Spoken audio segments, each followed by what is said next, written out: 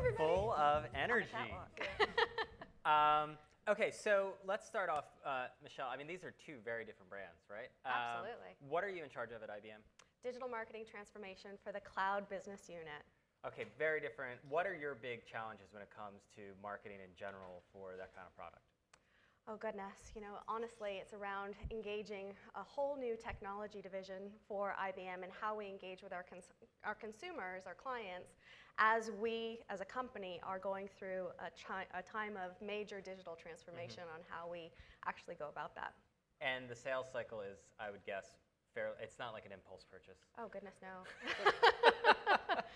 Your cloud software. So how long is the process? It varies because our portfolio is really large. So there are some software as a service solutions that have a relatively short sales cycle, and then there are massive cloud infrastructure implementations that can be multi-year.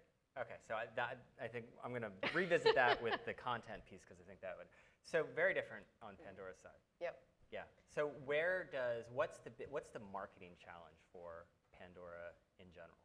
Well, I believe our marketing challenge is to continue to provide the best product possible out there. And the secret to really creating these engaged, loyal advocates for Pandora really lies in the notion of personalization. We've talked a lot about that throughout the course of this conference, and I think it's important to put a point on it because personalization is really hard to do, right? But personalization is really important when you start to think about humans and why they like personalization. What do you mean by personalization? Well, first of all, personalization is impacting everything in technology and culture and media, in cars and fashion, because it's an expression of you, who you are, who you aspire to be, who you want, to fit in or to stand out of a crowd. But to do personalization and personalized content is really, really challenging. And that's where Pandora, I think, has been spending the last 10 years really mastering that combination of human curation, algorithmic understanding of behavior, of people's behavior with the product, to really deliver our goal is to deliver the next best song that we think that you'd like to hear. So how does that translate into your marketing, your outbound marketing? In our outbound marketing, we're actually doing our very first campaign ever. It launched this week. From an organic marketing standpoint, we've grown our user base organically over the course of all of our history of 10 years. And for the first time ever, we just launched a campaign that centers around this idea of humanizing the brand and the idea of capturing that moment between the next song. Because there is so much data and science and information and feedback and passion that people give to us that we use to, on a one-on-one basis, deliver content to each and every person. It's pretty profound when you think about it. Each and every one of us could start a U2 station, and each and every one of us would have a different experience because our data science is focused on a one-to-one, not a one-to-many experience at Pandora. And that breeds passion, and that breeds loyalty. Yeah. And that's what translates into the business-to-business world. This is what humans deal with on a daily basis, right? So they bring those expectations with them when they're shopping for technology as part of their professional career.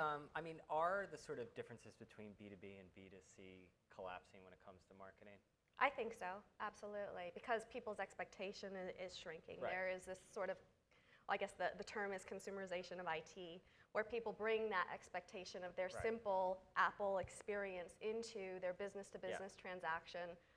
For how they expect to interact with the brand.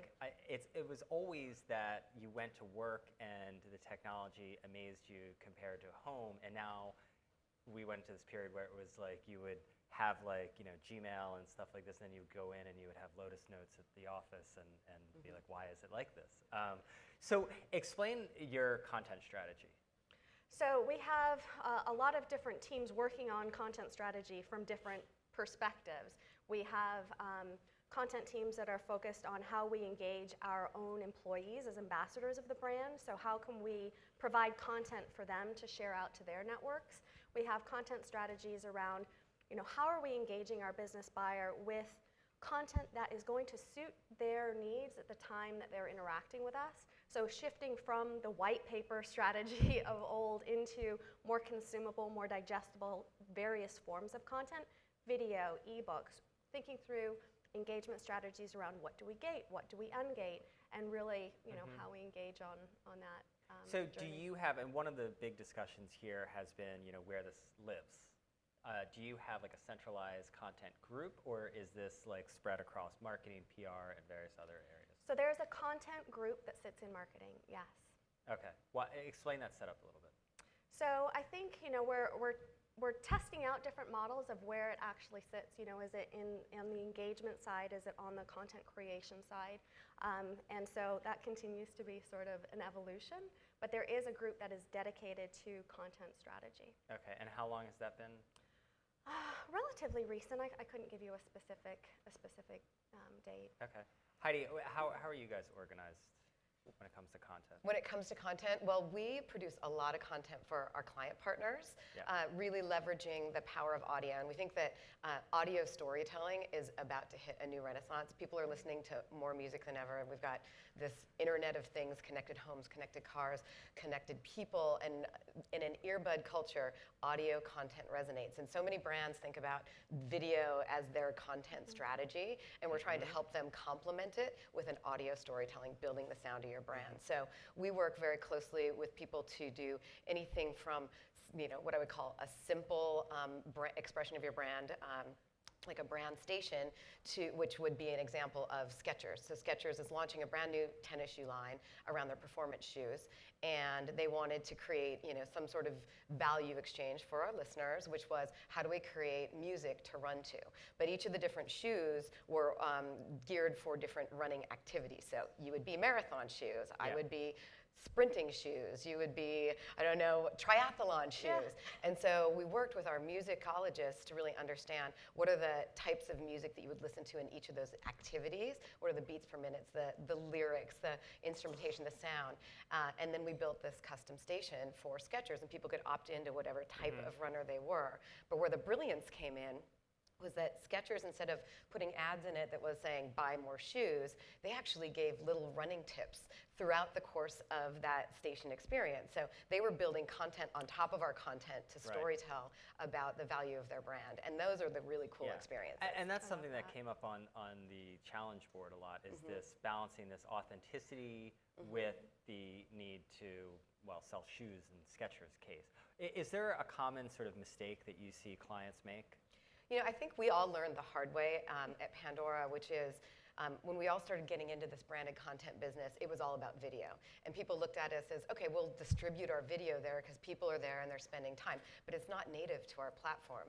So we've switched our content strategy to audio first. It starts audio. Yes, you can drill down and see videos if you want to explore more, but the audio first strategy is really where we go. And again, it's new to a lot of people out there. We're not wired to think that way when we think about content. So that's both our challenge and our opportunity. So Michelle, considering the products that you're marketing, are you able to take a very product-centric approach in your content, or do you have to be talking about much broader issues? Broader, because our portfolio is so large, and the way that we're really trying to hone and make that personalized experience with our consumer is thinking through what is that audience role, what are their business challenges, and what are the solutions that we can offer that can help them with those business challenges. So it's role first from a personalization perspective, and then focusing, much like your Skechers example, on the value that you can provide them. So it's not a sales first message. It's a how can I help you message. What are the issues that you are struggling with in your function message as a way to engage with them. So what's an example? Give me an example. Goodness, we have a CIO campaign that we launched. It was with The Economist, and it was looking at the business challenges of a CIO migrating their enterprise solutions into the cloud. And of course, it's easy for companies that are born on the cloud, new companies, but when you've got massive enterprise organizations that are shifting their legacy server-based processes onto the cloud, it's really daunting.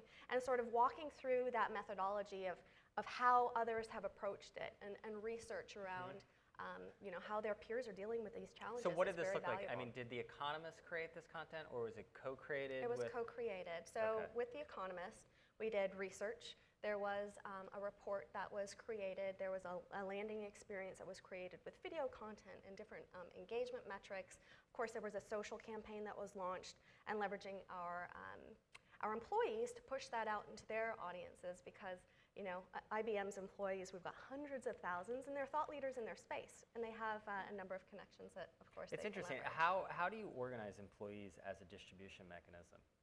So it's It's interesting. So IBM actually organized them or gave them permission back in 2006 before Twitter was even launched.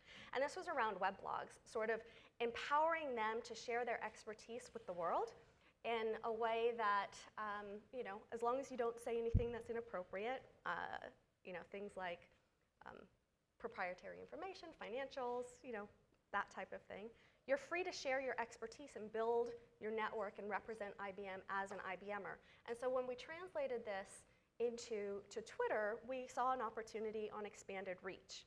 And one of the things that we have done is put together sort of a content platform where people can go in, log in, there's a gamification element, where they can select different content and share that with their network as a way of making it easy for our IBMers to actually engage and promote our content. And is Twitter, it's interesting that Twitter is the platform and not Facebook? Well, it's Twitter, Facebook, LinkedIn. It actually shares to multiple networks, and you can opt in. Do you see more engagement on one versus the other, like LinkedIn versus Twitter versus Facebook? I think it's both, and I think it depends on the audience and it depends on the individual. So people have different propensities to share in different channels, and they're going to have success in those channels because that's where they're most active. Yeah.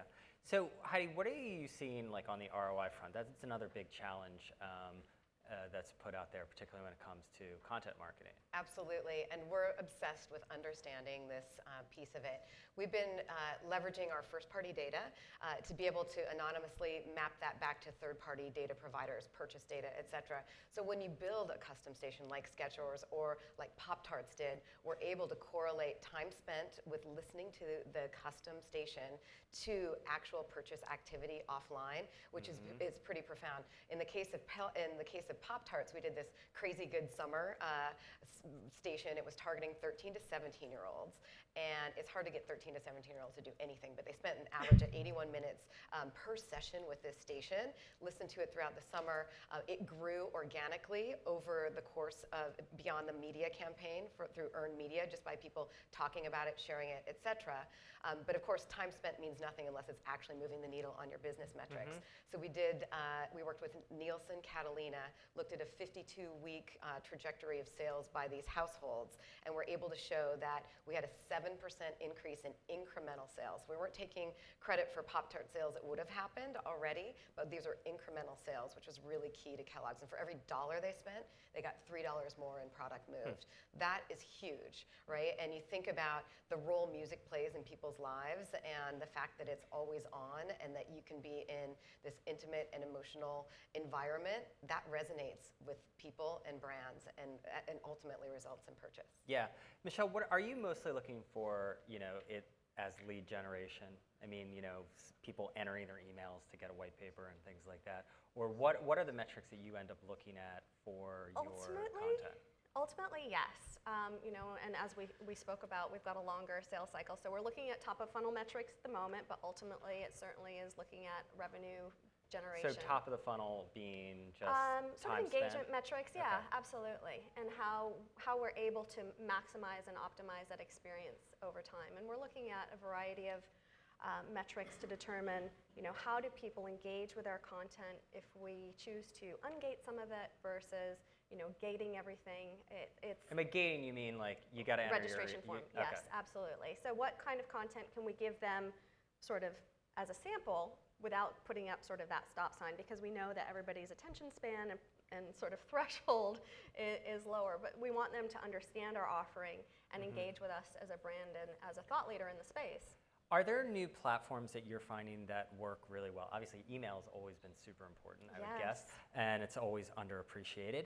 But what are some new platforms that you're finding that are very effective for B2B? I mean, we talked about Snapchat and things like this over the last few days. I don't think that's probably right for your cloud computing solution just yet. But eventually those people will be. I think Snapchat's actually interesting from an employment branding perspective when you're thinking about hiring into colleges and whatnot. But no, it's not part of. No. So what platforms are you finding? Any platforms that are powerful tools? I think all social engagement platforms and engaging our breadth of employees has been huge, and we continue to roll that out in broader communities so that we can amplify even further than we already have. Okay. Cool. Yeah. I want to open it up to questions. No, you're scratching your head. Right there. This question's for Michelle. I'm curious about the Skechers example. How did you decide, or how were you able to target Skechers consumers within the Pandora larger, audience? So we were looking at a specific audience demo for Skechers, not necessarily people who are, intenders for Skechers. We do have that capability for other clients to do closed loop measurement. So that is an opportunity, but Skechers didn't leverage that. They wanted to get a broader base out there, but it was a targeted demo. Okay. Some others? It's hard for me to see. Anyone else? Last question. There's one right there. For IBM, social media is kind of immediate, and if they're allowing their employees to post, was there an approval process that they were able to vet these through that went rather quickly? No, it really is sort of an honor policy. I mean, you have to trust your employees, right? If if you don't trust your employees, you got sort of bigger issues. There is a digital media policy that everybody goes through annually to make sure that you just kind of have a refresher on what's common sense. And then as far as the content that's put on the platform that they can go in and engage with, it of course has been vetted. So those are particular articles or blog pieces or videos or whatever it may be that have been approved and that are tied to the brand and that type of thing. Have there been any disasters that stand out? Not that come to mind. Not in my well, that's a immediate good organization, I'm sure. It's a big company. Yes. I'm sure they're somewhere. Any other questions? Yep, this one back here. Hi, this is a question for Heidi. So I love what you call the earbud culture. It's pretty amazing when you think about it, how engaged somebody has to be when they're listening to that content. Are you guys working on any technology that enables one-to-one sequential storytelling so that you're not just hitting reach and frequency, but brands can reach a specific person and tell that brand story over time? Absolutely, and right now that exists within the context of these custom brand experiences where you can tell a sequential story. And that was what was so beautiful about Skechers, is when they were giving the running tips, it's like you're 15 minutes into your run, now you're 30 minutes into your run, and it's a different tip along the way, and it really does allow that conversation. And the beauty about this audio first content is it goes cross-platform, wherever you choose to listen to it. If you're on your Sonos or in your car or listening on your mobile phone, that is where it delivers, and that's where we're all trying to get to, right? We're trying to target the consumer in a device-agnostic approach so that we can have great conversation and stories. So I'm sorry, this is too deep in the weeds, but if you're not doing something that carries across a run, right? You just want a one-to-one relationship with the consumer and tell the story, and it might be, I don't know, anywhere Budweiser to IBM to Nike. Do you have thoughts about how many different messages you'd want to have over time and how many different times you want to hit the individual with the message as opposed to the old school reach and frequency, let's pound somebody with the same message 9 times? Yeah, absolutely. And we're actually building new tools to help our marketing partners understand what reach and frequency means to them, right? We have a lot of advertisers that advertise in a local market, which we want to have a lot of variety in a local market, right? And then you have national advertisers. And what we work with is understanding who the audience segment is, what are their listening behaviors, their habits, what devices do they listen on, and then make recommendations based on that for both creative and reach and frequency. Okay, do we have one more? This one is for Michelle. So there's so much content out there for cloud from all your competitors, the big competitors and also the new ones like Dropbox and all these other people coming in. So what is the strategy going forward? Do you think eventually IBM will move to more tentpole kind of content, bigger like IBM CEO study, more of those things which are more unique and proprietary, or what's the strategy going forward as there's a lot more content being pushed now? Yeah, I think that's definitely a core component. And then creating content that's then perhaps educational, things that people can really sort of roll their sleeves up and take action from immediately. So one of the challenges from an employee standpoint, if you think about being a network IT engineer or something along those lines, when you're on the forefront and your skills have been, managing an on-premises solution, how do you, as a career development perspective, bridge the gap into the new cloud world? And so thinking through very tactical education assets that can help people bridge that gap as a way to create evangelism within that community. So thinking through sort of top down, bottoms up, where you're supporting the people on the ground and then coming in at the CEO level with that high level thought leadership. Absolutely. Okay, Heidi and Michelle, thank you so much. Thank you. Appreciate it. There's